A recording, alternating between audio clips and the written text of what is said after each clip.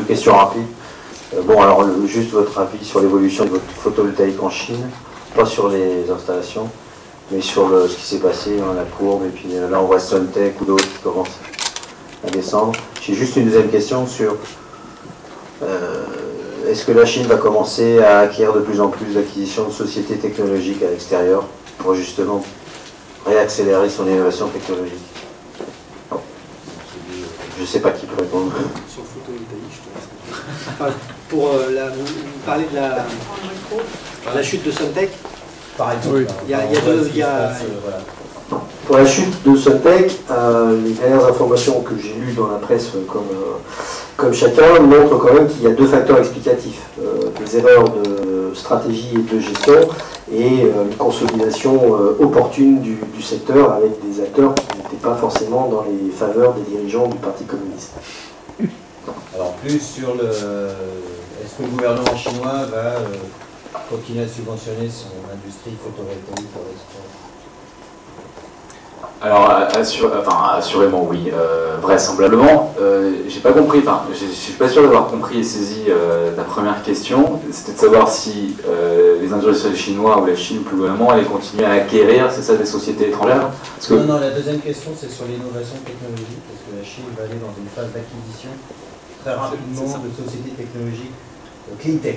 Alors, c'est la deuxième question. Je passerai le micro à Emmanuel pour qu'il complète si nécessaire.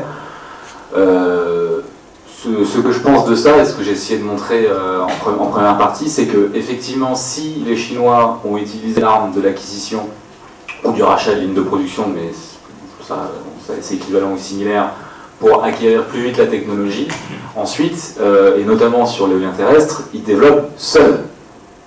Et ils n'ont pas besoin, en fait, d'acquérir des technologies ou des pépites occidentales pour que Sinovel développe sa 6 MW ou sa 7 MW qui est annoncée prochainement. Hors éolien, pardon, sur les autres clean tech. Alors d'accord, et je comprends mieux ta question et sa pertinence, parce que effectivement, je pense que tu appuies juste, dans le sens où l'histoire récente de 2005 montre qu'effectivement les industriels chinois sont passés par la voie de l'acquisition pour rattraper et s'ajuster aux standards mondiaux. La grande question qu'on peut se poser aujourd'hui, c'est est-ce que cet étalonnage finalement que j'ai proposé, est-ce qu'on peut le dupliquer de manière rationnelle sur un certain nombre d'autres marchés émergents ou technologies émergentes?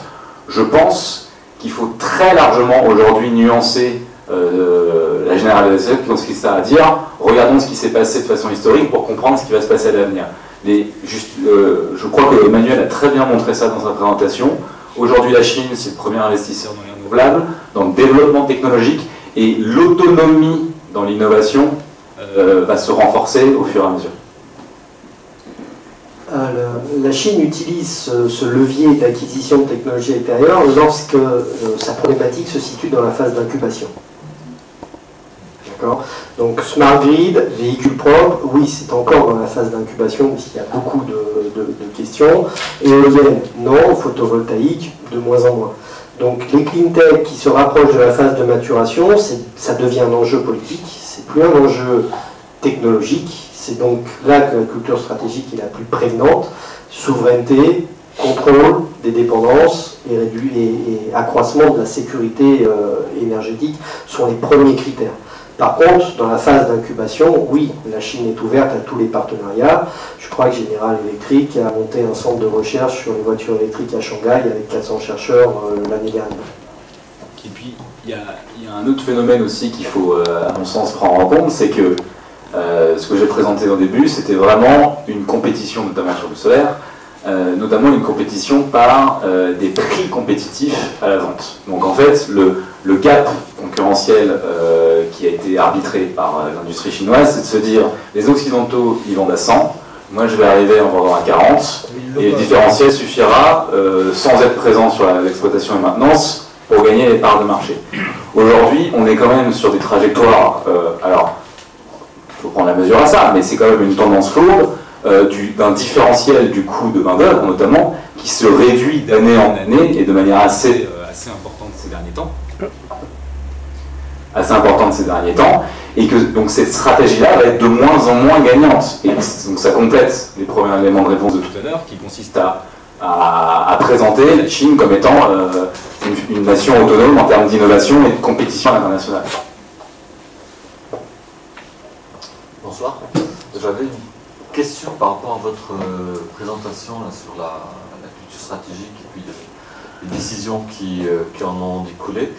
Je voulais comprendre dans le cadre spécifiquement de l'investissement dans l'éolien ou le solaire, en fait, hein, peu importe, à la limite, si ces décisions ont été le fait d'une personne, puisque vous avez quand même insisté sur la personnalité du président de la Chine, enfin, ou à ses différents présidents, ou est-ce que ça a été le fait de décisions de quelques personnes, nominativement, et donc là de façon incarnée physiquement, ou est-ce que c'est le fait d'un processus, parce qu'il y a effectivement un système qui s'appelle le plan quinquennal, et qui après déroule une sorte de processus qu'on peut l'avoir dans une entreprise, où il y a une contribution effectivement individuelle, mais où là, c'est pas le fait d'une décision d'un dirigeant ou de quelques dirigeants ou de quelques comités de façon bien identifiée, mais un processus effectivement collectif et une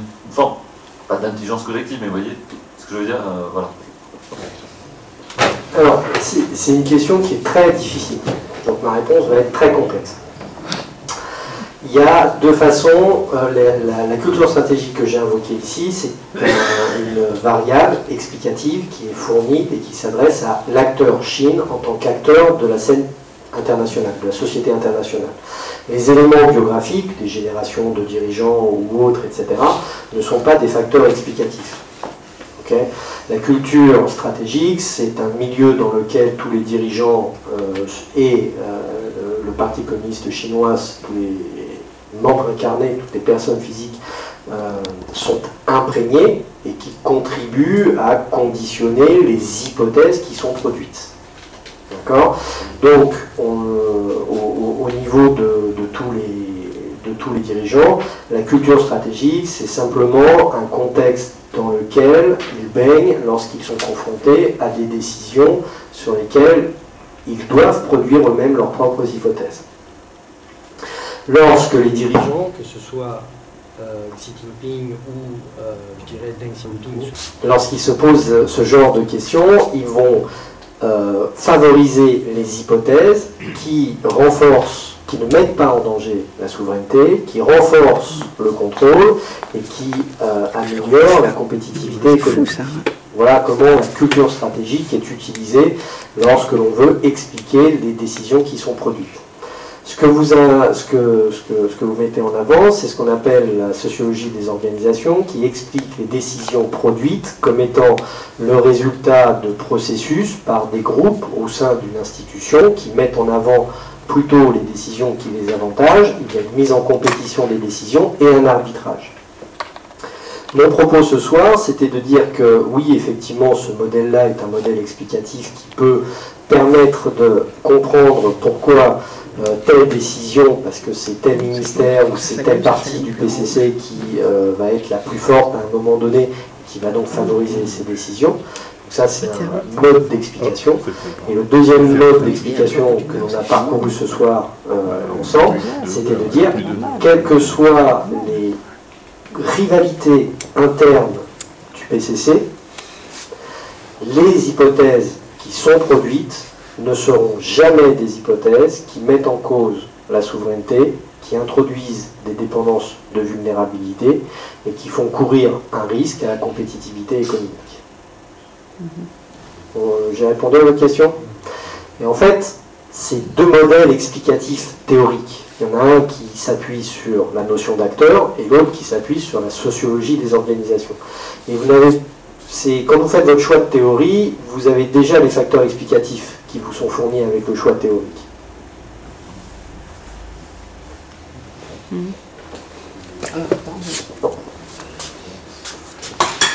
Pardon.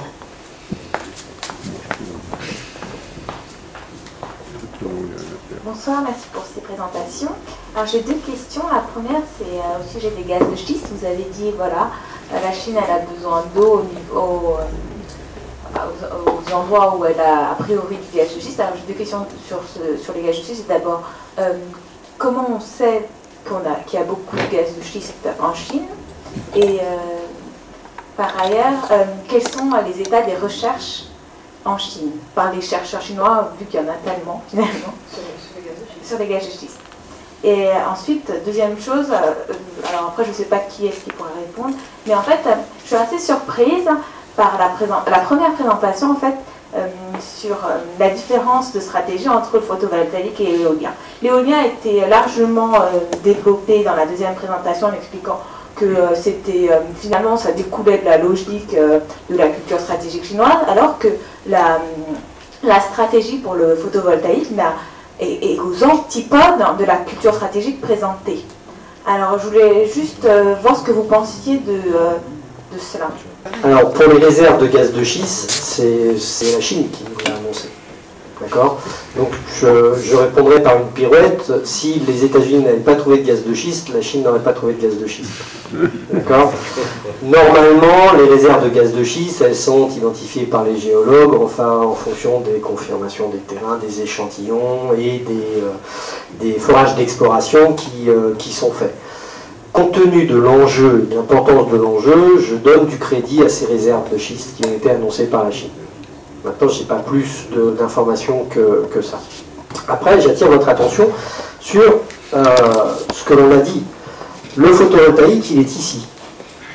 Lorsque vous êtes là, votre seul objectif, c'est de faire mûrir la technologie pour qu'elle bascule ici. Vous êtes en Chine, vous avez de faibles coûts de production, et un Européen vous appelle en vous disant qu'il a besoin de beaucoup de panneaux photovoltaïques. La première chose que vous faites, c'est que vous les produisez et vous lui envoyez. Et ça, c'est une stratégie qui est cohérente avec la culture stratégique de la Chine. D'accord? Par contre, vous n'allez pas les installer chez vous. Parce que installer une chaîne de conversion d'énergie photovoltaïque qui n'est pas ici, ça veut dire que vous allez devoir la reconvertir lorsque la technologie aura mûri et sera efficace. Donc la stratégie de la Chine, pour cela, elle a été vraiment guidée par l'appel qui a été fait au niveau des marchés, notamment européens, pour attirer, pour répondre aux décisions et aux engagements qui ont été pris. En fait, ma question c'était plus par rapport à la première présentation où moi j'ai compris, en fait j'ai mal interprété, qu'en fait le développement du photovoltaïque par les Chinois, cette grosse production, venait du fait qu'il y avait eu beaucoup de subventions des pays européens et qui savaient encourager les Chinois à plus produire. Mais c'est pas ça? Non, c'était pas ça. J'ai pas été assez clair. Non, effectivement, c'est pas exactement ce que je voulais dire en tout cas. Ce que je disais par rapport aux subventions européennes, c'est que ça a été l'indice pour que le stratège chinois se dise il y a un marché qui va croître de manière très significative dans les 5 à 10 ans. Et il faut que j'en sois, que j'ai toutes les capacités chez moi pour pouvoir m'imposer face à la concurrence en place et aux acteurs en place. C'est ça que je voulais dire par rapport au prix de rachat préférentiel. Il n'y a pas eu de subvention du gouvernement chinois par rapport aux productions chinoises? Si, bien sûr que si. Si, bien sûr que si. Tantôt extrêmement direct et assumé, et tantôt déguisé par des mécanismes sur lesquels il serait peut-être un peu long d'approfondir là ce soir. Mais oui, bien sûr. Je crois que le programme Golden Sun assurait 50% du coût de production ou bien de Suntech en 2009. Et puis il y a des armes beaucoup plus subtiles, entre guillemets, que donner du cash. C'est par exemple notamment le coût de l'emprunt. C'est idiot, hein, mais aujourd'hui, bon, peut-être un peu plus qu'en 2005-2006 où finalement l'argent n'était pas très cher, mais entre avoir une capacité d'emprunt illimitée, un taux d'actualisation de 2 à 3%, parce qu'on parle de cet ordre-là, comparé à un ticket d'entrée par une banque à hauteur de 8% ou 10%, on fait très vite aussi la différence. Et l'un des facteurs qui n'a pas freiné l'exportation de l'éolien, c'est qu'il n'y avait pas de dépendance et de vulnérabilité associée à la production massive de panneaux photovoltaïques. On va prendre deux. Peut-être encore deux questions. Juste revenir sur le gaz de schiste pour prendre la question ultérieure, où en est l'état de la recherche chinoise sur l'exploitation du gaz de schiste. Oui.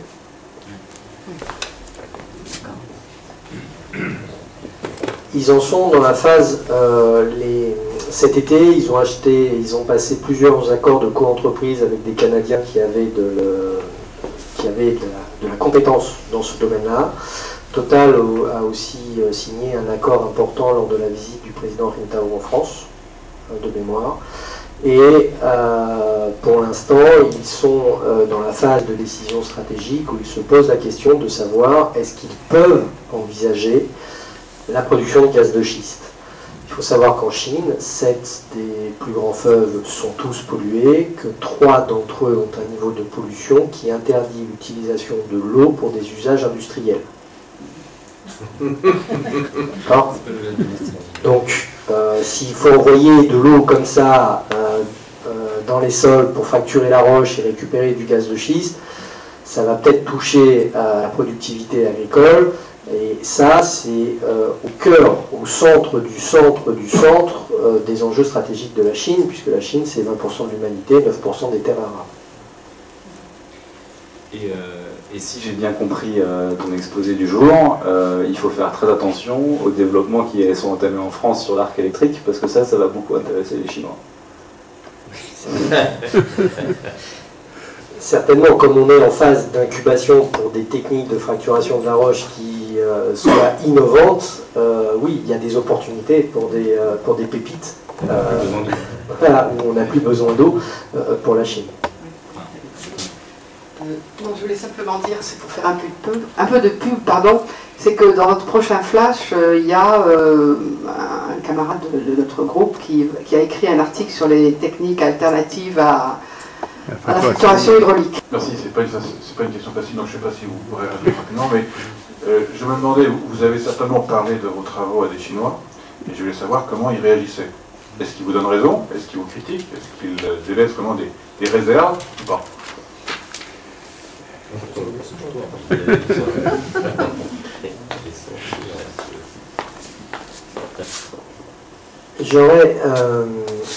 Lorsque j'ai participé à un colloque à Bruxelles l'année dernière pour Chine et Europe partenaires.